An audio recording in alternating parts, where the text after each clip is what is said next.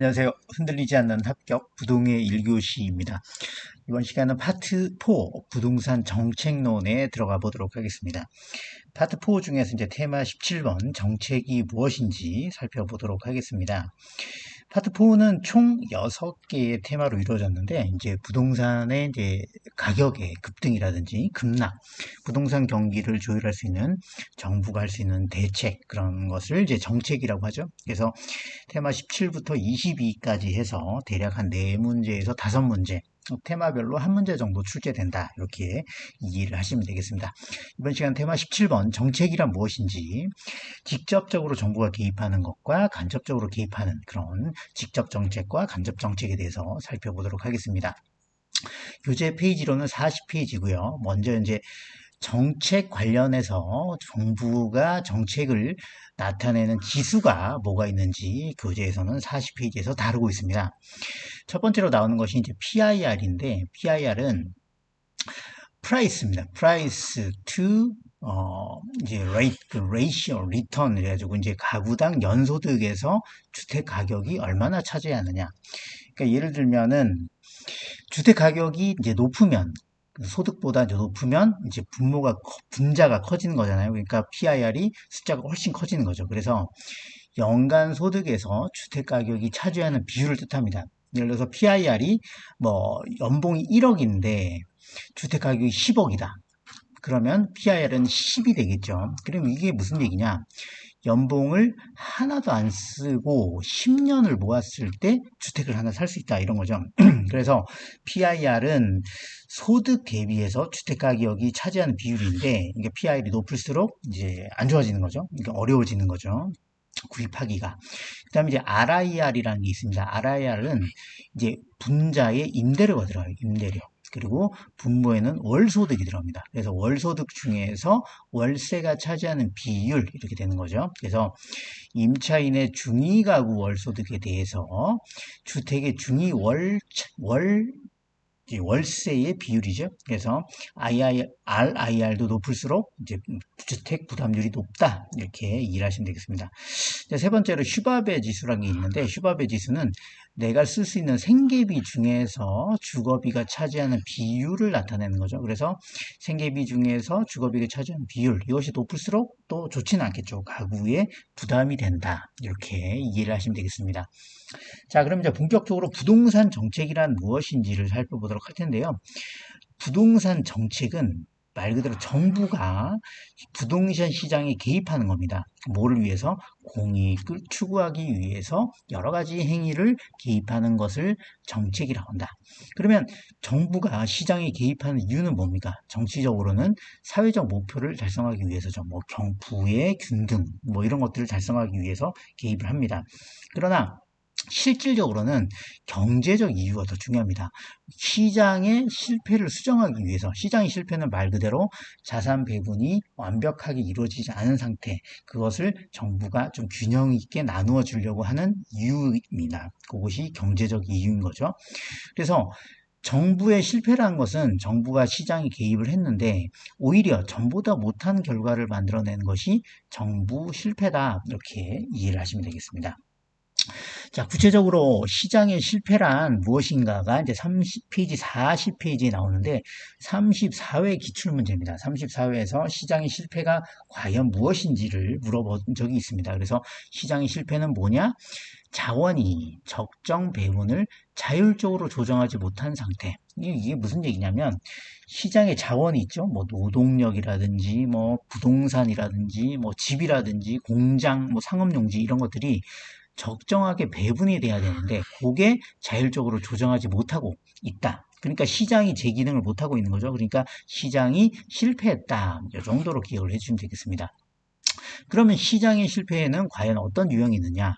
첫 번째로는 과도하게 자원이 배분된 경우가 있습니다. 이런 것을 외부 불경제라고 합니다. 그리고 과소하게 자원이 배분된 거죠. 그런 것을 외부 경제라든지 공공재 뒤에서 이제 자세하게 나옵니다. 그래서 시장의 실패가 원인이 뭐냐?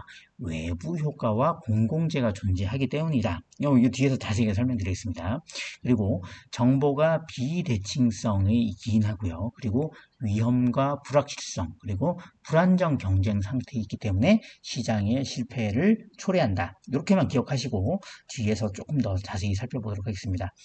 자, 그러면 정부가 시장에 개입을 하는데 이제 그런 여러 가지 행위들을 정책이라고 했죠. 그래서 정부가 개입하는 방식은 두 가지가 있습니다. 직접 개입 방식과 간접 개입 방식이 있습니다. 그래서 이 두 개를 구분하는 것이 시험 문제 자주 출제가 됩니다. 그래서 기출 문제도 보시면 36, 35, 34, 34 한 번도 빠짐없이 나왔습니다. 그래서 특히나 요즘 같은 이제 부동산 경기가 이렇게 왔다 갔다 할 때는 정부가 개입을 하는데 굉장히 출제하기가 좋고 시류에 적합한 테마가 되겠습니다.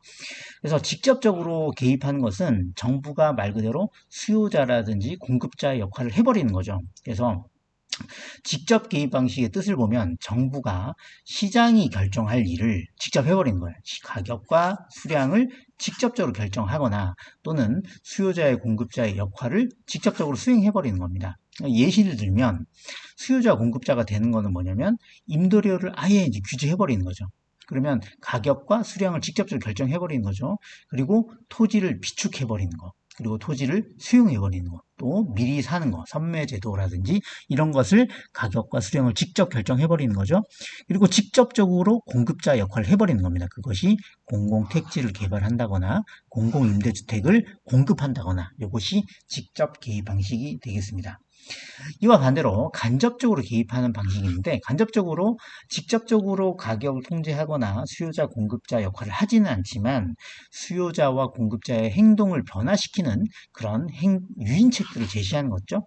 예를 들면 세금을 조절한다거나 세금을 많이 물리거나 적게 조절한다거나 부담금이라든지 보조를 해준다거나 이런 것들을 지원해주는 거.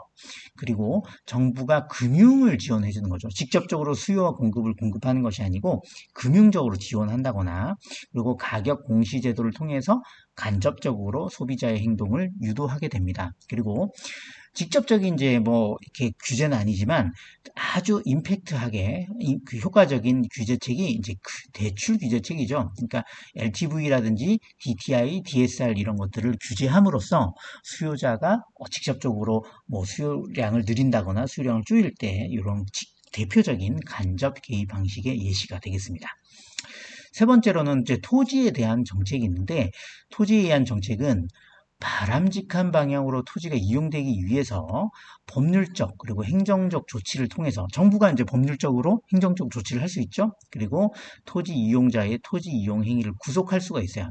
그러니까 예를 들어서 토지를 아무나 살 수 없게 만든다거나 토지를 살 때는 허가를 받아라든지 이런 것들을 이제 토지에 대한 정책을 규제를 내릴 수가 있죠. 그래서 각종 토지 이용 계획이라든지 조시 계획을 법안으로 날 수 있는 거죠. 그리고 행정적 조치를 할 수 있는 거죠. 그리고 용도 지역제, 이 땅에는 이것만 지어라. 이런 것들을 용도 지역대죠. 그리고 개발 행위를 허가한다거나 토지 거래를 허가를 한다든지 이런 것들이 토지에 관한 정책이 되겠습니다. 그래서 41페이지에 걸쳐서 직접 개입 방식과 간접 개입 방식을 구분하고 있으니까 그것을 반드시 구분해서 암기하셔야 되도록 하겠습니다. 이번 시간을 이제 리마인드를 조금 해보면 시장의 실패는 시장의 자원이 효율적으로 배분하지 못하는 상황이다. 그리고 유형에는 과도하게 자원이 배분되거나 과소하게 자원이 배분되는데 과도하게 되는 것은 이제 외부의 불경제다 이렇게 말씀드렸고 과소한 것은 공공재의 특성이죠. 공공재는 이제 공짜로 효과를 보는 거니까 과소하게 자원이 공급이 되겠죠. 그리고 외부 경제는 공공재하고 마찬가지로 아무것도 하지 않았는데 외부에서 긍정 효과를 주는 것을 외부 경제라고 합니다. 그런 것들은 적게 공급이 되겠죠. 그래서 과소한 자원 배분인 경우는 외부 경제와 공공재 이렇게 구분을 해보시면 되고 시장의 실패의 원인은 이런 것들이 있다. 이렇게 살펴봤습니다. 그리고 직접 개입 방식과 간접 개입 방식은 반드시 구분해서 암기를 하셔야 된다. 이번 시간 여기까지 하고 채널에 대한 구독과 좋아요 부탁드리겠습니다. 고맙습니다.